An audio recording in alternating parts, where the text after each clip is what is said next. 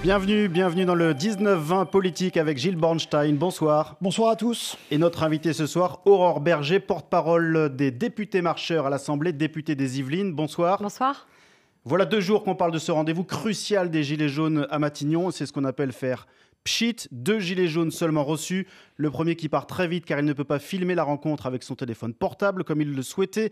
Le second qui reste 1 heure seulement. Et à la sortie, cette déclaration du Premier ministre. Nous avons pu, avec le ministre d'État, dialoguer pendant plus d'1 heure avec l'un de ses représentants. Ce débat a été intéressant, il a été franc, il a été respectueux, il a été utile puisqu'il a nourri notre réflexion et qu'il va être précieux dans l'élaboration des mesures que j'ai évoquées tout à l'heure.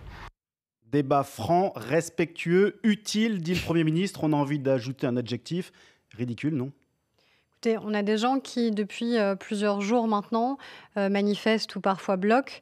Il est légitime aussi qu'on puisse les recevoir parce que de toute façon, il va bien falloir à un moment que le mouvement s'arrête, à la fois pour ceux qui manifestent, mais aussi pour le pays qui parfois peut être bloqué. Pour avoir échangé avec des commerçants, par exemple, aujourd'hui, je peux vous dire que ça a un impact, tout ça. Et donc, pour trouver une sortie de crise, moi, je connais aucune autre solution que le dialogue. Et moi-même, je l'ai fait cet après-midi avec des Gilets jaunes qui sont venus à ma permanence et un certain nombre de députés de La République En Marche l'ont fait également. Il faut absolument qu'on renoue le dialogue et il n'y a pas un camp face à un autre. Il y a des Français, certains sont élus, d'autres sont dans la rue. Il va falloir qu'on arrive à se reparler. Mais tout de même, un seul gilet jaune finalement reçu qui discute pendant 1 heure avec le Premier ministre. À la sortie, déclaration d'Édouard Philippe avec le numéro 2 du gouvernement, François de Rugy. Est-ce qu'on n'est pas dans un épisode un peu du type Léonardas ou François Hollande ? C'est pas totalement comparable, je pense, en termes de séquence. On a une colère qui s'exprime. S'il y a bien un facteur commun à ceux que j'ai pu rencontrer aujourd'hui, à ceux qu'on voit, que vous interviewez, c'est ce sentiment de colère qui les anime. Moi, je préfère de la colère à la résignation. Parce qu'au moins, avec la colère, on peut essayer d'entamer un dialogue. Maintenant, il faut que ce dialogue existe. Quand vous invitez des gens et qu'ils ne viennent pas, à un moment, vous ne pouvez pas incriminer celui qui a lancé l'invitation. Moi, j'espère que d'autres accepteront de venir dialoguer. Encore une fois, moi, ça a été le cas cet après-midi. C'est le cas dans de nombreux territoires. J'ai vu que certains mouvements des Gilets jaunes, parce qu'il n'y a pas de porte-parole réellement, regrettaient aussi que ceux qui devaient aller à Matignon n'y soient pas allés. Donc, le dialogue est amorcé et ça, de toute façon, c'est positif. Gilles. Aurore Berger, vous avez parlé de sortie de crise. Alors justement, pour la sortie de crise, certains dans la majorité réclament ou demandent un moratoire sur l'augmentation des taxes, le temps de la concertation que vous souhaitez. Est-ce que c'est une bonne idée ? Est-ce que vous le souhaitez aussi ? Moi, je ne pense pas que ce soit la solution, déjà parce que je ne suis pas certaine que celles et ceux qui manifestent aujourd'hui trouvent que ce serait la bonne solution. Dire un moratoire, ça veut dire finalement on repousse ou on retarde. Ça ne veut pas dire qu'on change ou qu'on garde le cap. Ce qu'il faut, c'est qu'on ait une ligne extrêmement claire. Et la ligne, elle a été fixée par le président de la République mardi. Moi, j'étais là lors de sa déclaration. Il a clairement expliqué qu'il y avait une trajectoire et que cette trajectoire, il fallait bien pouvoir la tenir parce que c'est pour ça qu'on a été élu. Et ce n'est pas être arrogant que de dire qu'on a été élu sur des engagements. Et tenir ces engagements, c'est justement aussi changer la manière de faire de la politique par rapport à ce qui a pu souvent se passer.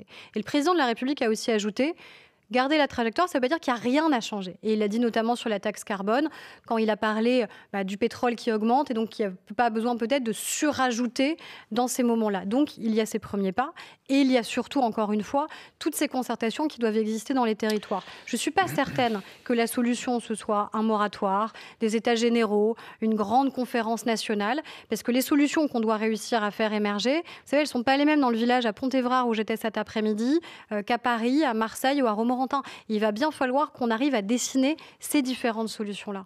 En tout cas, force est de constater que pour l'instant, ça n'a calmé personne. Acte 3 de la mobilisation. Demain, on craint de nouvelles violences. Est-ce que vous craignez une radicalisation du mouvement ? Je ne l'espère pas. Je ne souhaite pas que l'on voit à nouveau sur les Champs-Élysées ou dans d'autres endroits de France revoir les images qu'on a vues la semaine dernière. Et je voudrais dire sur ce point, parce que je l'ai entendu régulièrement, certaines personnes dire finalement le gouvernement est content d'avoir ces images-là. C'est pas vrai. Personne n'est content de voir des images de violence, de voir des forces de l'ordre qui sont attaquées, des commerces qui sont attaqués, des manifestants qui venaient pacifiquement, eux aussi finalement se retrouver mis à mal. Personne ne souhaite avoir ces images-là. Pour cela, il faut que chacun retrouve aussi un peu de calme. Moi, je trouve que le débat, y compris politique qu'on a, et depuis de nombreux mois, il y a une hystérisation du débat politique dans ce pays. Quand on parle de sédition d'ultra-droite et de peste brune, on hystérise un peu le débat également, non ? Je pense qu'en tout cas, il faut tous qu'on soit extrêmement responsables. On a une période qui est compliquée, enfin, c'est clair, mais pas que pour nous.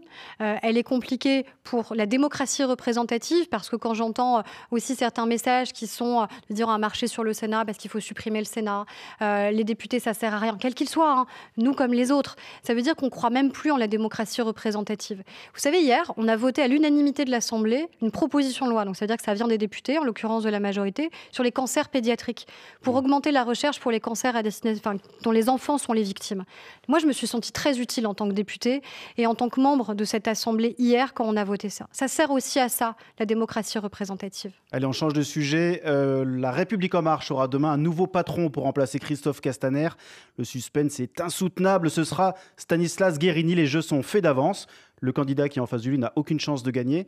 Vous avez un problème de démocratie, la République En Marche ? Ce sera celui qui sera élu. Il n'y a pas un problème de démocratie à partir du moment où les gens peuvent être candidats. Moi, j'ai soutenu Stanislas Guerini depuis le début parce qu'il a été dans les tout premiers marcheurs et il a participé à créer ce mouvement politique. Moi, je souhaite que ce mouvement politique... Pierre Persson aussi. Pierre Persson aussi, mais il y en avait plusieurs, et plusieurs pouvaient candidater. Moi, j'ai fait un choix, et j'ai fait le choix de Stanislas, et je pense qu'on a besoin d'avoir un mouvement politique. Moi, je crois profondément à la politique, et je crois que dans le moment qu'on vit, justement, c'est pas moins de politique dont on a besoin, c'est au contraire plus de politique, et c'est plus de dialogue. Et je pense que c'est aussi un des messages qu'on a reçus. Et c'est le mot de la fin, c'est la fin de ce 19-20 politique. Merci Aurore Berger, très bonne soirée sur France Info.